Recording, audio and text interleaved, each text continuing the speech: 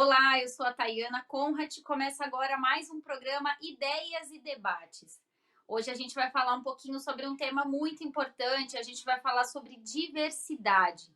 Por isso eu estou aqui no programa com o Jesus dos Santos, ele que é da Mandata Ativista, da Alesp. Seja bem-vindo mais uma vez, Jesus. Trago também aqui a Amanda Anderson, ela que é jurista, articuladora parlamentar no Congresso Nacional, e a gente vai bater aí esse papo tão importante, né? Acho que para a gente começar aqui, eu vou passar a palavra para o Jesus, para ele explicar um pouquinho, né, qual que é a ideia desse programa que a gente pensou junto em trazer aqui como uma discussão para o telespectador da Rede Alesp.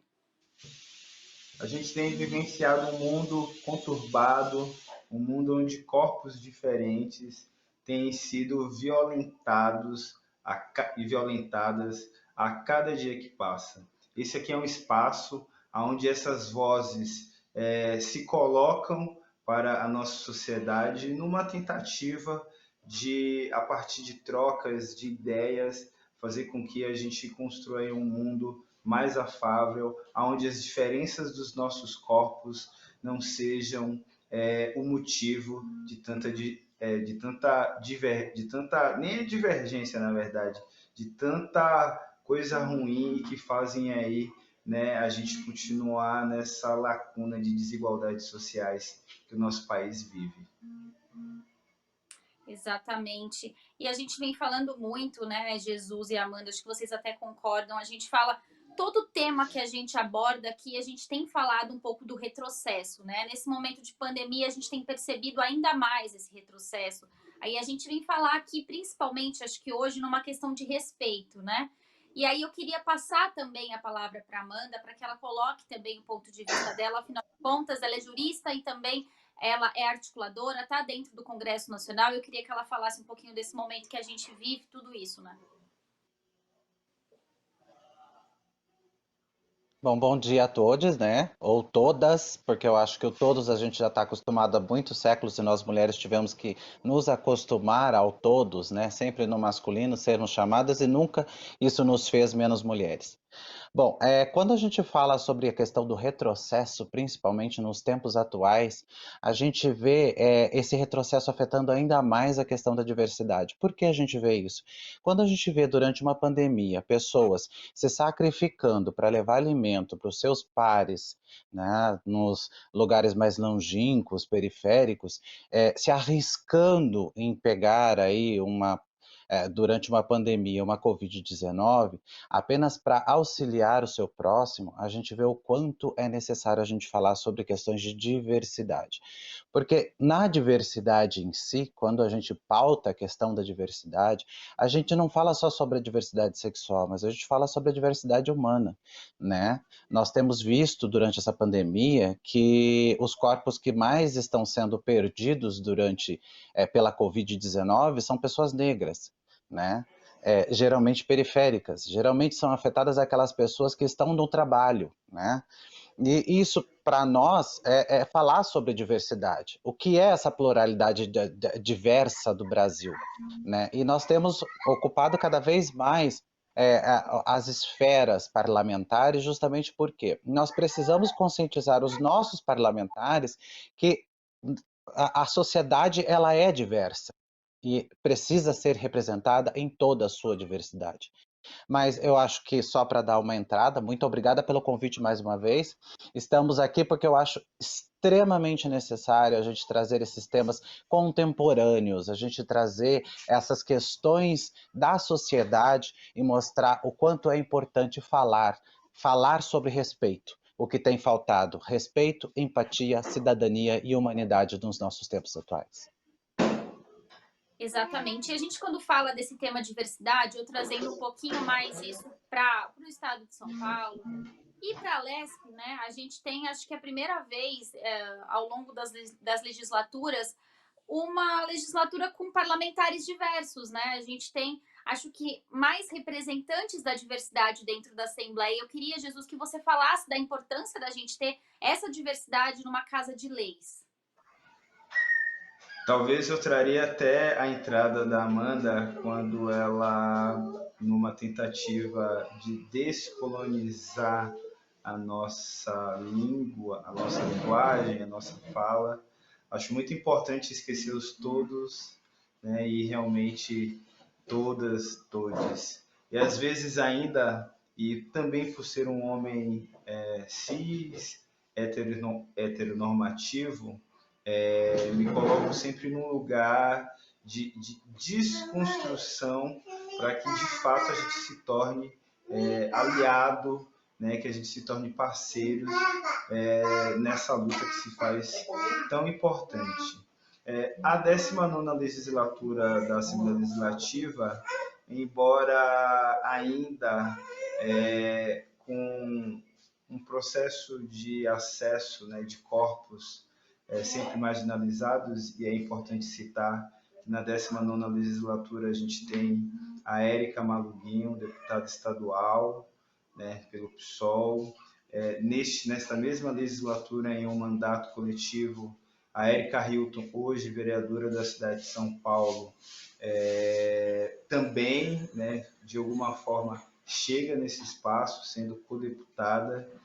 Agora, é importante também aqui trazer que, embora estes corpos estejam acessando, quando a gente olha no espectro geral da Assembleia Legislativa, ela ainda é, né, de forma majoritária ocupada por homens héteros, cis, brancos, e que, na verdade, já ocupam esses espaços há 15, 10, 20, 30 anos, reproduzindo cotidianamente uma política antiquada, atrasada, arcaica, e que tem um único objetivo de fazer a manutenção, né, desse status quo que a gente sempre vivenciou no processo de construção deste país.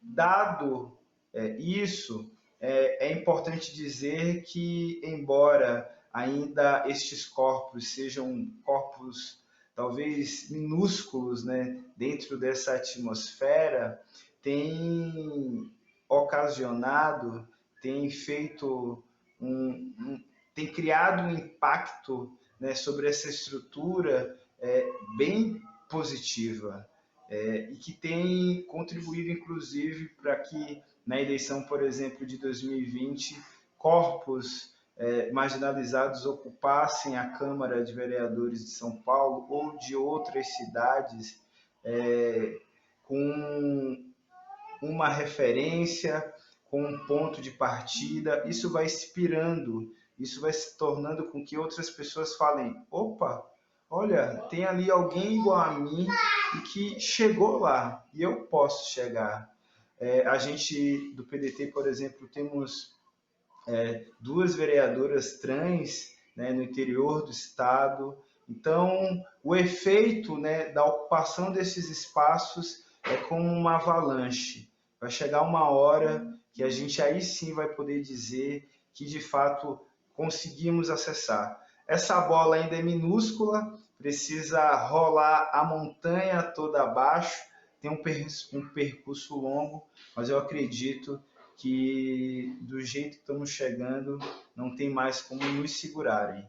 Chegaremos. Eu estendo essa mesma questão também para a Amanda comentar também sobre essa questão, né, da gente ter ainda em minorias, mas a gente já vê uma certa mudança, né, na política mesmo. A gente consegue ver ainda muito pequeno, mas os primeiros passos aí para uma mudança em algo que há anos é a mesma estrutura, né? Na verdade, eu falo muito sobre esse tema, e quando eu falo sobre esse tema, eu falo sobre a homoafetividade política, né, do homem branco, cisgênero, heterossexual. Por que essa homoafetividade política? Eles condenam tanto a homossexualidade, né, a transexualidade, só que essa homoafetividade política do homem branco, só investir no homem branco, cis, hétero, para sucedê-lo, né, não investir na mulher, não investir no negro, não investir no LGBT, isso é claro na nossa jovem democracia brasileira, e até mesmo desde quando isso, desde a época do Império, a gente vê esse tipo de prática de homoafetividade política no Brasil. Mas quando a gente vê esses corpos distintos, esses corpos diversos ocupando os espaços nas câmaras legislativas e ganhando, logrando êxito nas suas legislaturas, a gente vê também que, a partir do retrocesso, nós temos o espectro da resistência. Então, essas ocupações, elas têm acontecido justamente, acho que é certo que é uma resposta do povo ante ao retrocesso que nós estamos vivendo. E quando nós temos no Brasil, agora em 2020, nós tivemos o maior número de candidaturas LGBTIs já da história do país. Então, isso nos mostra, ocupamos 78 vagas legislativas em todo o país. Então, isso nos mostra que a população também não está contente com esse tipo de retrocesso, a população não está se sentindo representada dentro desse escopo político retrógrado que nós temos e dessa homoafetividade, né, de postergação de poder. E aí a gente vê que é pai passando para filho, para sobrinho, para N questões, e nunca coloca uma pessoa diversa da sua sociopercepção. Então, a pessoa que mora numa periferia, ela não está mais se sentindo representada. A pessoa LGBTI, ela nunca se sentiu representada, né? Ela sempre precisou de pessoas para falarem por elas. Assim como mulheres, eu tenho admirado muito as mulheres não terem ainda se revoltado, enquanto mulher eu falo isso, as mulheres não terem ainda ocupado cada vez mais espaço. Nós somos 52% da população brasileira, nós temos condições de eleger um presidente e sim, de eleger cada vez mais mulheres. Porque quando nós falamos dessa diversidade, nós temos hoje, por exemplo, vou usar o meu aspecto que é o mais nacional. Nós temos dentro de um Congresso Nacional 9% de mulheres. Como 9% de mulheres podem falar sobre uma questão tão importante para o corpo da mulher quanto o aborto? Né? Não podem. Então, nós vamos ter 91% de homens ditando regras sobre o corpo da mulher, ditando regras sobre o que a mulher pode ou não pode fazer, qual é o enquadro de vestimenta adequado para uma mulher. Não existe enquadro de vestimenta adequado, né? A mulher, ela é mulher com short curto, com vestido longo, ela é mulher de qualquer forma. O homem pode, porque nós não podemos, né? Mas isso são quebrar barreiras. Isso é então a gente está vendo exatamente isso. A população, ela não se sente mais representada dentro dessa ótica que nós temos visto política. E por isso essa renovação que nós vimos dentro das casas legislativas. E nós vimos, sim, muitos caciques caírem, caciques que já cantavam sua vitória e que não entraram para dentro das câmaras e das assembleias. Por quê? Porque o povo já não se sente mais representado. E o povo precisa se sentir representado. Enquanto não houver essa diversidade dentro das câmaras legislativas do país, nós não vamos ter a representação do nosso povo. E quando a gente fala, né, dessa mudança do perfil das assembleias legislativas, embora ainda pequena, eu queria até que o Jesus falasse, né, ele está dentro da Assembleia, acho que ele pode falar bem sobre isso. Mesmo a gente já tendo esses representantes dentro da Assembleia, existe muita dificuldade em colocar em prática algumas ideias ainda, né, por ser minoria? Com certeza. Não só porque somos minoria, mas porque também vivemos numa estrutura racista, transfóbica, machista. Então, a estrutura por si só, né, já é uma grande barreira, né? Eu não posso falar por geral, obviamente, mas falando de mim, muitas vezes eu me sinto inquieto, sinto dores, sinto uma impaciência, né, de muitas vezes estar dentro destes espaços, porque historicamente vai nos remeter a um passado que, no meu caso, enquanto homem preto, me é muito recente, né? Processo de escravização ou todas as políticas de Estado que foram constituídas para me encarcerar até os dias de hoje. Então, isso por si só já é difícil. Neste sentido, essa sociedade com alto índice de conservadorismo, um conservadorismo que tem por objetivo, na verdade, não conservar boas relações sociais, mas de penetrar na nossa sociedade um fundamentalismo religioso, um cerceamento das nossas liberdades individuais, como a gente tem visto agora, o que a gente tem vivenciado, né, nesse estado, né, pró-fascista, a qual eu encaro dessa forma. Tanto é que as mortalidades, né, sejam de corpos pretos, mulheres ou da comunidade LGBTQIA+, tem crescido, né, embora o fato de existirem por si só já é algo inaceitável, mas no último período tem assim dados assombrosos, né, de como isso tem se dado. Para mim, a junção disso tudo já por si só é difícil. E aí, um outro fator é justamente porque quem ocupa a maioria desses espaços são justamente quem controla, né, essa sociedade patriarcal, machista, racista. Então, a dificuldade talvez não seja nem de produzir, não seja nem de elencar quais são as necessidades, mas fazer com que esses projetos, por exemplo, tramitem na casa. O que foi no ano passado, em 2021, a proibição, né, ou o debate sobre as questões trans nos esportes na Assembleia Legislativa. O que foram os ataques que a Érica Malunguinho sofreu. O que são os ataques que a vereadora e as co-vereadoras trans na Câmara Municipal de São Paulo estão passando. Então, muitas vezes, a nossa necessidade de existência e resistência é ainda nem para avançar, mas para continuarmos vivos e vivas e vives. Então, é uma dificuldade constante que ainda exige muito esforço, seja por meio de ações, né, públicas, sejam por nos descolonizarmos, né, do ponto de vista individual e cada vez mais estarmos abertos a fazer discussões que há 10, 20 anos atrás eram escamoteadas. Essa é a hora, na verdade, quando me permita se eu aqui peço desculpas se eu errar aqui nessa finalização, mas falam tanto, né, nessa ideia patriarcal, machista, né, de que fulano de tal saiu do armário, isso, aquilo, outro. Na verdade, é a nossa sociedade que precisa sair do armário dessa sociedade machista, transfóbica. É a sociedade que precisa sair, e não quem quer, na verdade, só ser o que sempre foi.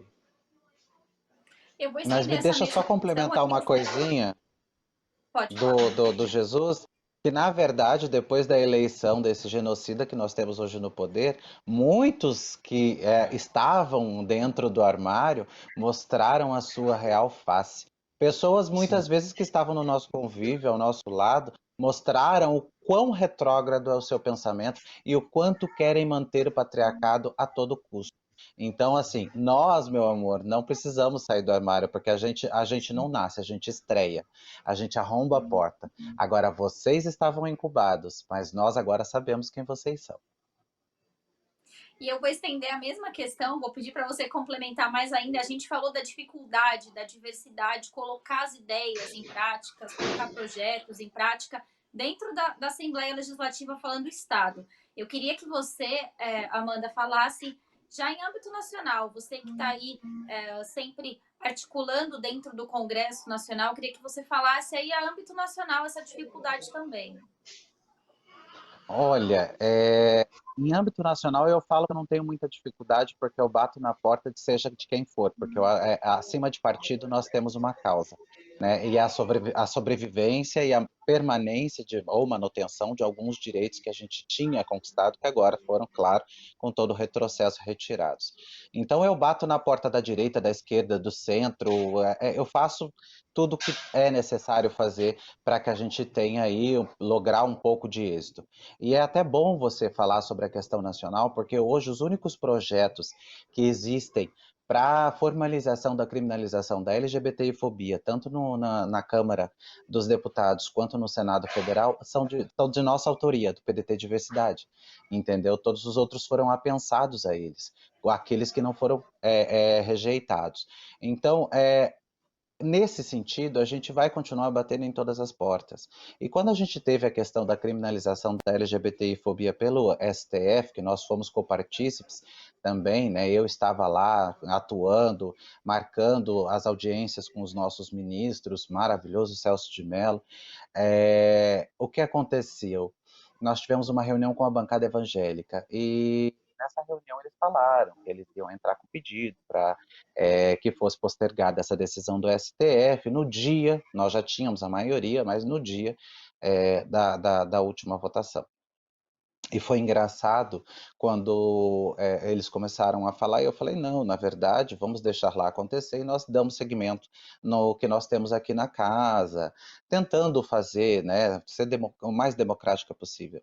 E aí eles falaram que não, que aquilo não ocorreria, e foi quando eu tive aquele surto de travesti, que eles falam, né, porque a gente é louca, travesti é louca, mas eles provocam também a loucura da travesti, e aí a gente não tem como negar que a gente é louca, né?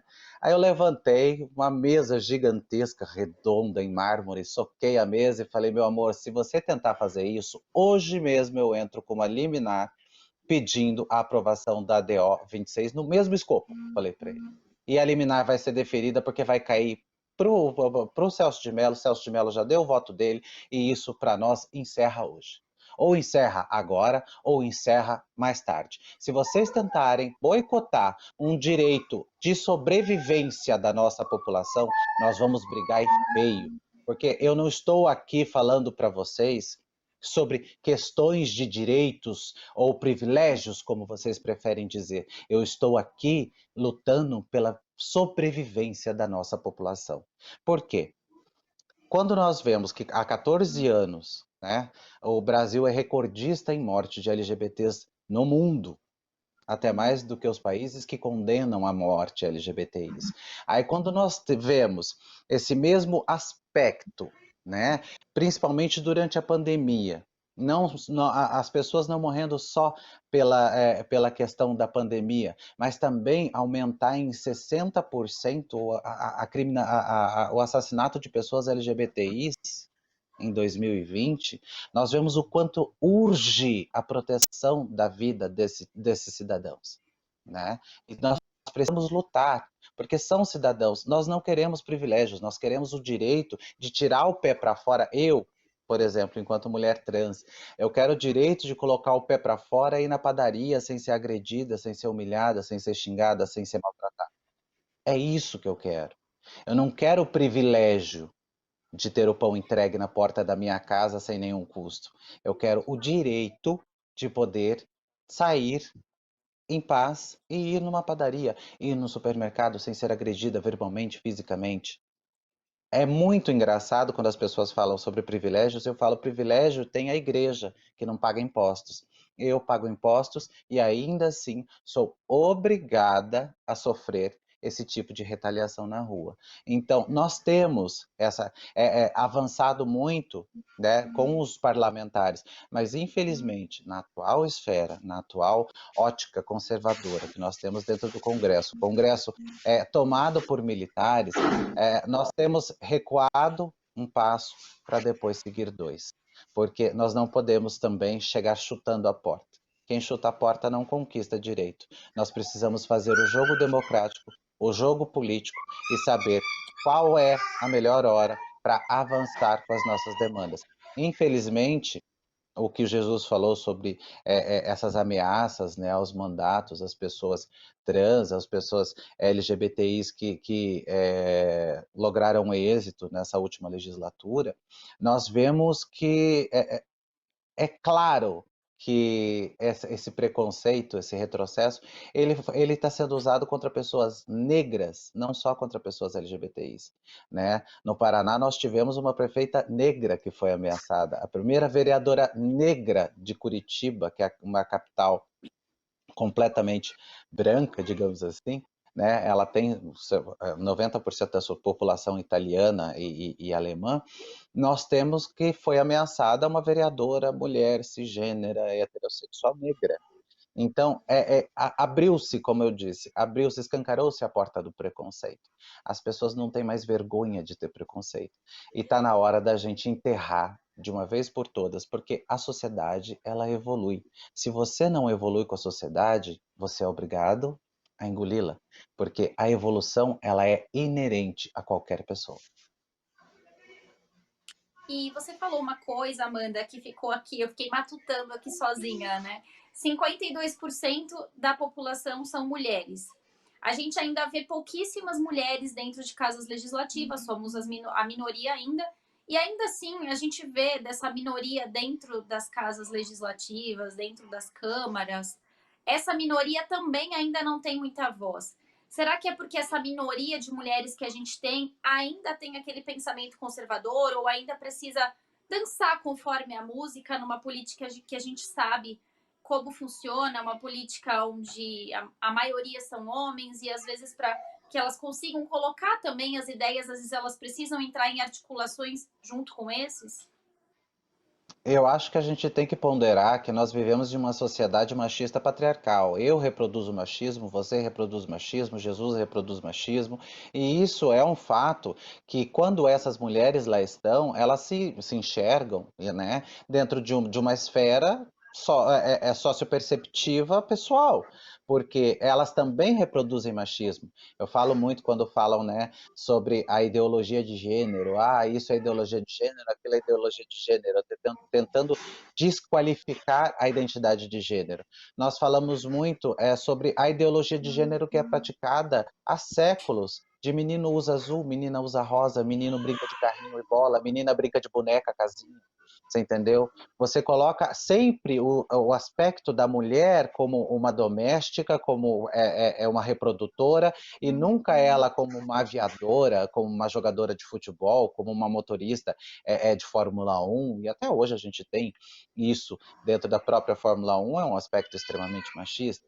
Né? O futebol ele é extremamente machista, como a gente pode ver. O futebol, vamos aí ponderar também, que o futebol foi uma das alçadas da população antes escravizada, depois de 1888, da assinatura da Lei Áurea, foi a inserção social do negro, ela também começou através do futebol, né? Nós temos aí a história do Vasco da Gama, né, que passava pó de arroz nos seus jogadores para que eles ficassem mais brancos e pudessem então ingressar no futebol, e eles mostravam um potencial gigantesco, e aí abriu-se esse leque.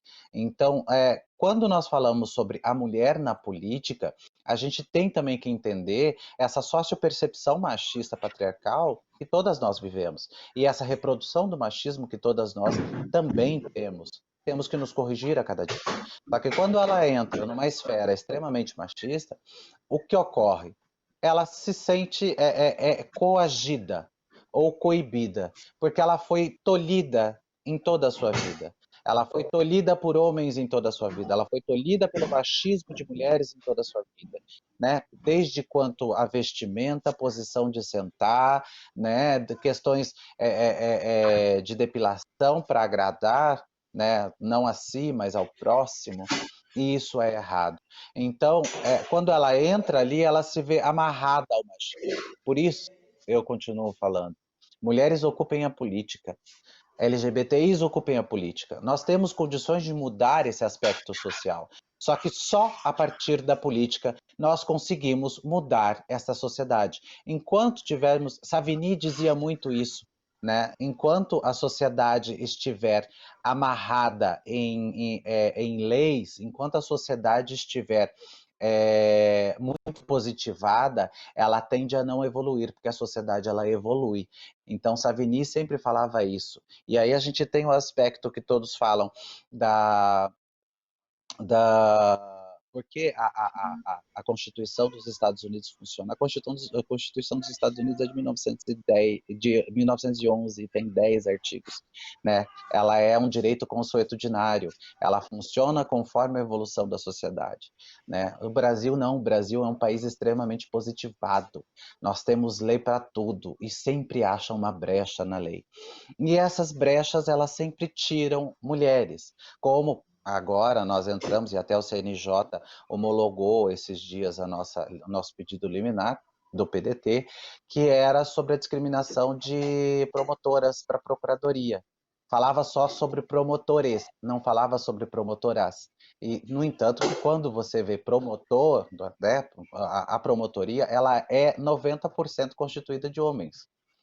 E aí a gente via também essa análise dentro do edital, do certame, a gente conseguiu identificar em 2 estados que excluíam mulheres de tentar o concurso para promotoria. E aí a gente conseguiu também, né, logramos esse êxito com relação a essas legislações, a esses certames, perdão. E aí, a última vitória que nós tivemos no STF agora, que também foi de iniciativa, né? Nossa iniciativa, e passamos para o PDT, que foi a questão do feminicídio, né? A defesa da honra para cometer o cometimento de feminicídio. Para você ver, em 2016, começou-se a discutir dentro do Congresso Nacional a derrubada da lei do feminicídio, justamente porque ela dava algumas medidas protetivas das mulheres, etc, etc.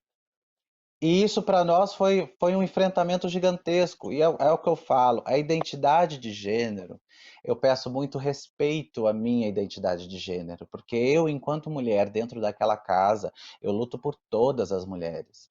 Os projetos que nós temos apresentado contra, por exemplo, essa questão do feminicídio, quando nós entramos numa audiência pública para derrubar esse projeto de lei, que era para derrubar a lei do feminicídio, eu falo enquanto mulher, eu não falo enquanto uma travesti, eu não falo enquanto uma mulher trans, eu falo enquanto mulher que sou, enquanto sei o quanto mulheres sofrem odiernamente por causa desse tipo de supressão machista. Então, voltando ao nosso assunto, esse é exatamente isso, essa sociopercepção da mulher, ela entra num ambiente extremamente machista patriarcal, então ela tem que fazer, ou como dizia a Brizola, né, pegar o mingau e comer as beiradas que estão mais frias. Ela tem que sair costurando para saber com quem ela pode contar, com quem ela não pode contar, para poder apresentar qualquer projeto que seja, né, para a defesa da mulher em si, para a defesa do corpo da mulher e para a defesa, né, e evolução da sociedade como um todo. E quando a gente toca nesse assunto também, né, a gente vê essa questão do machismo, dificuldade das mulheres conseguirem trazer as ideias delas e defender mesmo outras mulheres, a gente vê então que talvez está mais longe ainda das representantes, né, LGBT também conseguirem representar. A gente precisa que as mulheres também ocupem mais o espaço delas para que essas outras diversidades também consigam vir junto. Sim, certamente, porque na verdade a mulher ela tem o paradigma de quebrar todas esses conceitos sociais do patriarcado. E a gente vê isso há muitos séculos. A mulher lutou pela sua independência financeira, a mulher lutou pelo direito de não precisar de autorização do seu marido ou do seu companheiro para poder fazer uma viagem, a mulher lutou pelo divórcio. Quando nós tivemos a lei da anistia em 1979, eram mulheres ocupando as ruas pelo direito de ter os seus filhos e esposos. Então, quando a gente vê o Direta Já, por exemplo, quando todos excluíam a diversidade LGBTI no Direta Já, em 1985, a gente também vê as mulheres puxando LGBTIs, puxando travestis, transexuais, gays, lésbicas, para essa luta encampada, essa luta pela nação na rua, essa luta pela democracia. Então a mulher, sim, ela é muito importante. Ela não é só a genitora, ela também é a causadora de muito e muito direito que muitos homens hoje aproveitam. E lembrando que o direito de muitas dessas mulheres que hoje estão aí com esse pensamento conservador, retrógrado, machista, de ocuparem as casas legislativas, foram conquistadas pelo sangue de muitas mulheres, para que hoje vocês pudessem ter voz. Então valorizem as mulheres e valorizem a história das mulheres que colocaram vocês. Edia Leda é um exemplo maravilhoso disso no Brasil, né? E nós temos aí tantas outras, mas valorizem, porque não adianta você entrar nesse escopo e ser tão nociva ou pior que os próprios homens que lá estão. Agora, é uma questão que a gente também não pode deixar. A gente está falando aqui muito de diversidade na política, mas a gente não pode deixar, acho que, de trazer, né, a questão da violência. A gente viu nessa pandemia muitos casos aumentarem de violência. A gente sabe que, na verdade, existe mesmo há muito tempo a violência doméstica e a violência também contra LGBTs, contra negros. E eu queria que vocês falassem também agora, a gente saindo um pouquinho da questão da política, dessa questão que a gente tem visto aí, né? Por que durante a pandemia a gente viu esses números crescerem tanto, né? Feminicídio, por exemplo, aqui no estado de São Paulo, um dos estados que mais teve números, né, de feminicídio. A gente viu crescer porque a gente está vivenciando um momento, na minha leitura, pró-fascista, com a infeliz escolha de parte de brasileiras e brasileiros de um presidente que, em seu discurso, em suas atitudes e seus gestos, por si só, né, se chama ou reverbera a violência. Então, um momento muito difícil, um momento muito doloroso que estamos passando. Não que tais questões sejam questões que nascem com a pandemia. A gente vive numa violência crescente, né? Numa escalada da violência que temos vivenciado aí, diria, né, nos últimos 521 anos. Então, não é novidade, embora seja algo de espanto. E, no meu ponto de vista, tem a ver com as inserções de que a ideia da militarização, da arma, do revide, no discurso do presidente deste país, quando ele fala que a arma que vai resolver, dar tiro para cima, isso libera nas pessoas algo como a Amanda trouxe na fala anterior dela, a elas saírem, a mostrarem a cara que elas sempre foram e até aquele momento estavam ali, né, fingindo ser algo. Então, um momento muito delicado que a gente tem vivenciado e por isso se faz necessário cada vez mais espaços como esse, diálogos como esse, para que, né, as pessoas possam ter a oportunidade de verem outras visões, outras leituras do mundo e a partir daí ter a possibilidade de talvez reverem os seus próprios passos. E a gente está agora aqui com a participação também da Suzana Hernandes, né, drag queen, militante LGBTQIA+, e digital influencer. Então eu dou as boas-vindas aqui. E a gente está conversando agora, Suzana, a gente está falando um pouquinho da diversidade na política, mas a gente está falando também dessa pandemia, né, do aumento aí de números de casos de violência contra a mulher, de feminicídio, de violência também contra LGBTs. Então eu queria que você começasse aí falando um pouquinho da sua visão sobre tudo isso. Olá a todos. Primeiro, agradecer o convite do Jesus de estar aqui. O que eu vejo de tudo isso que está acontecendo em relação contra as mulheres e os LGBTs é só o reflexo da situação do país. É só o reflexo de uma sociedade totalmente preconceituosa, totalmente sexista e misógina, e que está usando a pandemia como uma válvula de escape para justificar seus preconceitos, né? E a gente sempre soube que a violência contra as minorias e mulheres, mas de uns tempos para cá isso potencializou, isso aumentou. E muita gente pandemia como desculpa, porque não está trabalhando, está desempregado, ou o dinheiro não está rendendo, e acaba descontando na mulher ou no filho que é gay e que é expulso de casa. Mas isso é um reflexo da nossa realidade. Algo que a gente sempre soube, algo que tentaram esconder esses anos todos, mas que a gente sabe que existe. Eu nunca senti isso, graças a Deus eu nunca senti isso, nem sendo drag queen, nem sendo gay. Mas a gente sabe que existe. A gente ouve relatos de amigos, de colegas que passam por isso. E nossa cultura é muito complicado, porque graças à eleição dessa turma que está aí, eles se sentiram no direito de se soltarem, de se revelarem.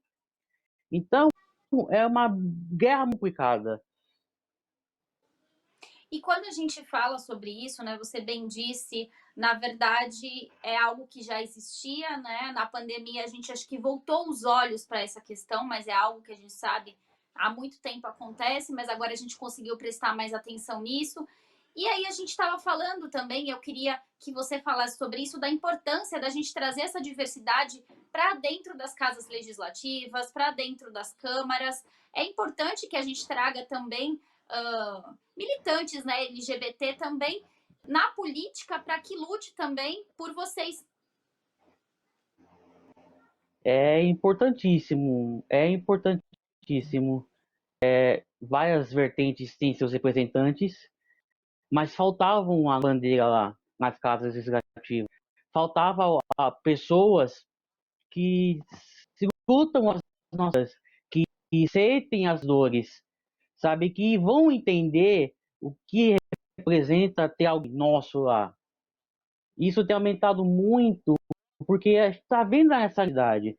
A gente está cansado de ver pessoas cisgêneras ou fora do nosso meio que se vestem de amigos da comunidade, que usam da nossa comunidade para proveito próprio, e quando chega lá, quando a gente os elege, ela chega ao poder, dá uma banana pra gente. Então, o que nós temos visto de 2016 para cá é uma resposta de anos de luta, é uma resposta de anos de militância de pessoas que deram a vida e que deram a vida, seu tempo, deram o que elas tinham de melhor para nos representar.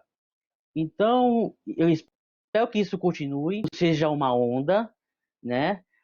Que tenha mais mulheres também nos parlamentos, que é muito importante ter também mais mulheres, porque a maioria da população brasileira é de mulheres, é de negros, então é importante ter essas pessoas para combater a cisgênero, a heteronormatividade, a toda essa política pasta suja que está enraizada no nosso país desde a democratização. É verdade. Agora eu queria que vocês fizessem, né, as considerações finais, e eu acho que quando a gente traz esse tipo de assunto, diversidade na política, também é importante lembrar. Fazem 3 anos que a gente perdeu uma militante negra, a Marielle, e a gente ainda não tem a resposta do que aconteceu. E isso acho que serve de exemplo também, a gente precisa falar mais disso também, para que mulheres e para que diversidades não se calem, mesmo diante desse fato que a gente viu. E eu queria que vocês finalizassem também falando um pouquinho sobre essa questão. Acho que eu vou estender agora a palavra para o Jesus, aí depois a gente estende para a Amanda e finaliza então com a Suzana. Olha, eu na verdade estou aqui só ouvindo, me colocando aqui no lugar de escuta. E primeiro agradecer a Amanda por ser nossa dirigente nacional e poder de forma belíssima contribuir, e trazer o debate para que a gente né? A cada dia que passa se desconstrua e eu, enquanto um homem hétero, um homem preto de quebrada, possa, né, da melhor forma possível, somar, né, com essa luta que se faz imprescindível. Eu tenho a agradecer a Suzana por, há um bom tempo, já fazemos uma série de ações juntos na quebrada, e isso também está servindo nesse processo todo de reconstrução. A gente vive sobre uma sociedade cujo a ideia do homem branco, heteronormativo, cis, né, passou e ficou impregnado em tudo que veio depois. E se desconstruir, sem sombra de dúvidas, é algo que não é fácil, mas se faz urgente e necessário. Então, tem sido para mim assim algo espetacular conviver com a Érica Malunguinho na Assembleia Legislativa e poder aprender com ela todos os dias, ter trabalhado com a Érica Hilton. Então, eu diria para todos os homens, né, que estão nos ouvindo agora, todos os homens que praticam, né, o machismo, que praticam a transfobia, a LGBTQIA+, fobia, e que praticam, sejam conscientes, ou que em muitos deslizes ali cometem algo, que possam pôr a mão na consciência, que possam refletir, porque como aqui já foi dito, né, nós estamos aqui para nos relacionar nessa vida, nesse mundo, para nos relacionarmos e construirmos caminhos positivos e não para nos degladiarmos. Então, esse é um exercício fundamental, porque quem mata, né, quem violenta não é a comunidade LGBTQIA+, e sim os homens héteros, cisgêneros, e esse tipo de violência só se encerrará quando nós, né, passarmos a agir, né, para que isso finde.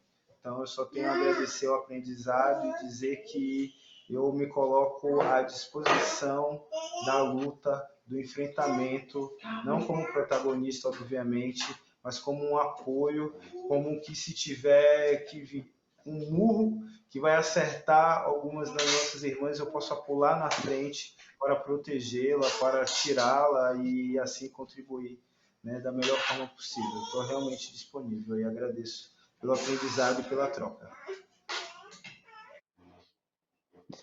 Bom, eu só tenho a agradecer pelo convite da TV Alesp, pelo convite do Jesus de estar aqui com vocês, de trazer um pouco mais sobre essa experiência que nós temos, né, dessa vivência que nós temos dentro da esfera nacional, mas também dentro dos estados. Lembrando que enquanto dirigente nacional, partidária, a gente acaba viajando, né? A nossa casa são hotéis, porque a nossa luta, ela fala muito mais alto do que o conforto do nosso lar. E os meus pais, eu brinco muito que eu sou uma quarentona que mora com os pais justamente por causa disso. Os meus pais compreendem essa luta, os meus pais me apoiam nessa luta em todo o tempo, coisa que acontece com o mínimo de pessoas travestis e transexuais, né, no nosso país, justamente por causa desse conceito atrasado que nós temos sobre a identidade de gênero. A orientação sexual ela tem sido um pouco mais compreendida, mas a identidade de gênero ainda é, ainda é aquela parte escura do LGBTI, né? Mas não esquecendo que é a população que mais morre no país sobre a influência da LGBTfobia.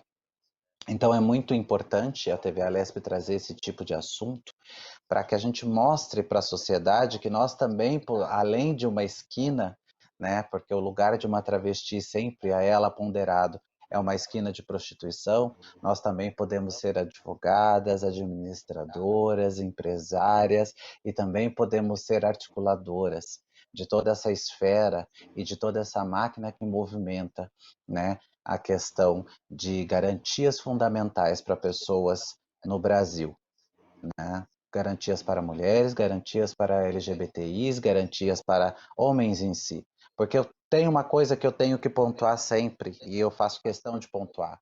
Homens também sofrem LGBTfobia, homens cis hétero também sofrem LGBTfobia todos os dias. Quando são confundidos com LGBTs, como nós já tivemos casos de pais que tiveram sua orelha decepada, né, porque estava abraçando seu filho, ou de irmãos gêmeos abraçados, um deles foi a óbito de tanto que apanhou. O machismo ele faz mal para toda a sociedade, porque ele ensina ao homem que ele não pode chorar, que ele não pode reagir, que ele tem que ser agressivo. E, na verdade, esse tipo de machismo já está ultrapassado. Esse tipo de machismo, de que homem não pode sentir emoções, não existe mais. Porque o homem sofre tanto com o machismo quanto nós, LGBTIs, e quanto mulheres. Então, acho que a minha consideração final é: ocupem a política. Mulheres ocupem a política. LGBTIs ocupem a política. Sintam-se representados dentro da política. E para aqueles que estão já na política, ouçam. Quando uma mulher falar, ouça. Ela sabe do que ela está falando. Quando um LGBTI falar, ouça. Ele tem a vivência para falar sobre o que ele está ponderando.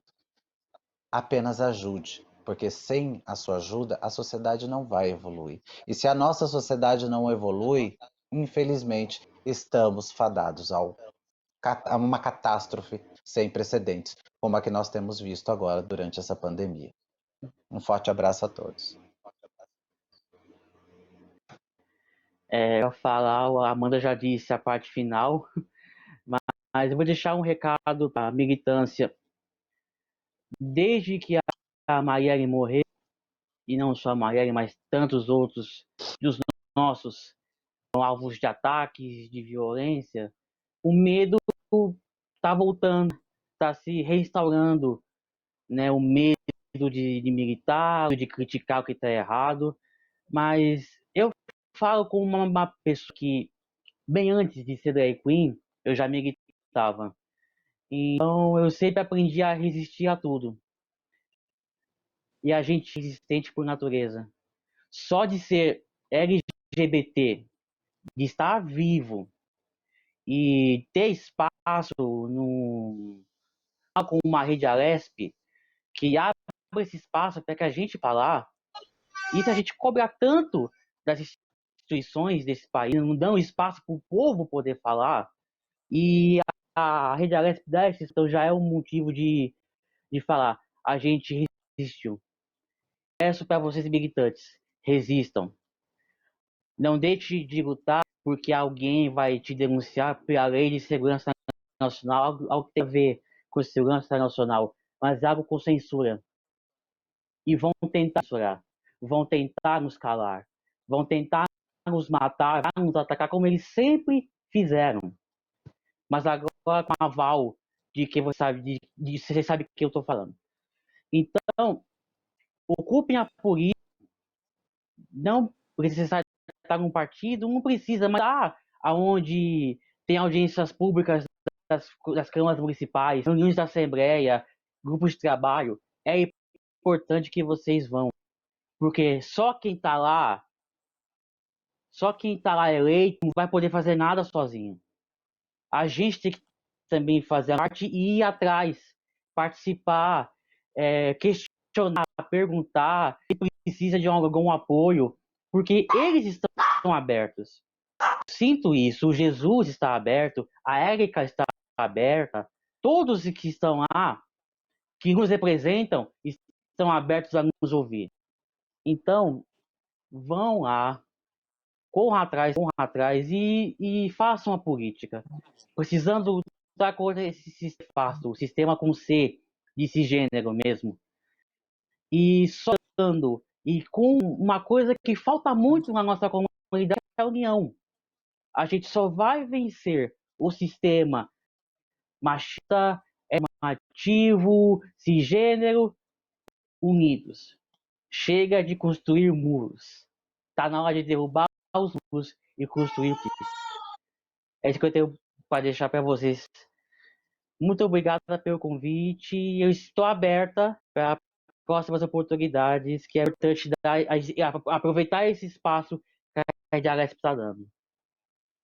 Tá certo. Queria agradecer, então, o Jesus, a Amanda e a Suzana pela participação aqui nesse programa tão importante sobre diversidade na política. E até uma próxima oportunidade. Esse foi mais um programa Ideias e Debates. Para você rever esse programa, acesse a nossa plataforma no YouTube da Rede Alesp. Muito obrigada e até um próximo programa. Tchau, tchau.